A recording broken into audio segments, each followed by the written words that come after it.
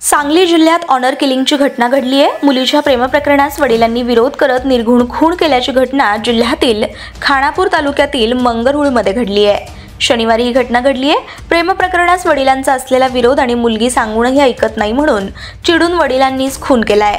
श्रेया संतोष जाधव वय वर्ष 17 असं मयत मुलीचं नाव आहे। संतोष जगन्नाथ जाधव असं श्रेयाच्या वडिलांचं नाव असून त्यांच्यावर गुन्हा दाखल करण्यात आला आहे। मयत श्रेयाचे नात्यातीलच एका युवकासोबत प्रेमसंबंध होते, मात्र या प्रेमसंबंधाला वडिलांचा विरोध होता। त्यावरून त्यांनी श्रेयाचे कॉलेजला जाणेही बंद केले होते। त्यामुळे 1 जुलै रोजी शनिवारी श्रेया कॉलेजला जाण्याचा हट्ट करत होती, मात्र वडिलांनी तिला संबंधित मुलाशी न भेटण्याची अट घातली होती। यावेळी आई आणि वडिलांनी तिला वय पूर्ण होईपर्यंत थांब, मग लग्न करूया असं सांगितलं, मात्र श्रेया काही ऐकण्याच्या मनस्थितीत नव्हती।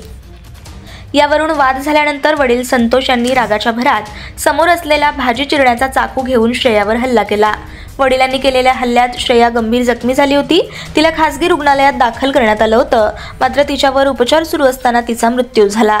दरम्यान या प्रकरणी मृत श्रेयाचे वडील संतोष जाधवच्या विरोधात गुन्हा दाखल करण्यात आलाय अशी माहिती पोलिसांनी दिली।